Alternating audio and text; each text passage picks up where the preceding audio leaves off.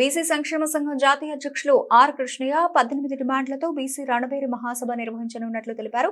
ఈ సభకు అన్ని పార్టీల నేతలను ఆహ్వానిస్తున్నామన్నారు. ప్రైవేట్ రంగంలోనూ బీసీలకు రిజర్వేషన్లు కల్పించాలని డిమాండ్ చేశారు. పార్లమెంట్లో బీసీ బిల్లు పెట్టి చట్టసభలో బీసీలకు 50% రిజర్వేషన్లు అమలు చేయాలన్నారు. కేంద్రం చేపట్టబోయే జనగణనలోని కులగణన చేపట్టాలని విజ్ఞప్తి చేశారు. ఈ సందర్భంగా బేరి రామచంద్ర యాదవ్ మాట్లాడుతూ బీసీలకు 75 ఏళ్లకు పైగా ఈ దేశంలో అన్యాయం జరుగుతోందని, బీసీల డిమాండ్లు పరిష్కరించేంత వరకు ఈ రణభేరి గ్రామాన కొనసాగుతూనే ఉంటుందని అన్నారు. బీసీలు బీసీ హక్కుల కోసం ఉద్యమాల్లో పాల్గొని నాయకత్వాన్ని పెంపొందించుకొని ప్రజాప్రతినిధులుగా ఎదగాలని కోరారు. బీసీలకు 27% రిజర్వేషన్లు కాకుండా జనాభా ప్రాతిపదికన 50% ఇవ్వాలని అన్నారు. బీసీలంతా ఐక్యమై ఈ రణభేరి కార్యక్రమాన్ని విజయవంతం చేయాలని అన్నారు.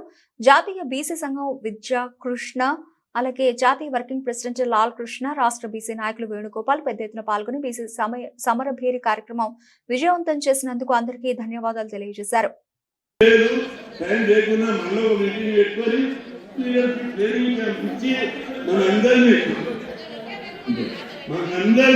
మీరు కలలు కంటున్నటువంటి బీసీ రాజ్యం ఎంతో దూరం లేదు, తప్పనిసరి వస్తుందని అందుకోసం ప్రతి ఒక్కరు కృషి చేయాలి.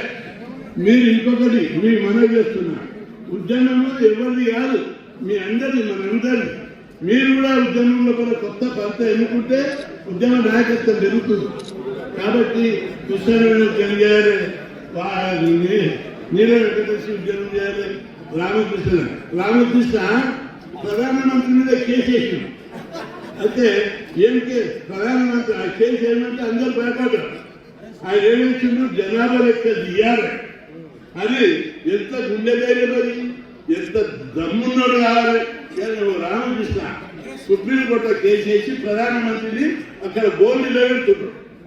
అంటే చూడు, ఉద్యోగి, రిటైర్డ్ ఉద్యోగి ఆయననే ప్రధానమంత్రిని సవాల్ చేస్తుంటే మీ అందరి లోపల ఆ ఖర్చు లేవా? ఉన్నాయి. మీ అందరి లోపల ఆ నాయకత్వ లక్షణాలు ఉన్నాయి.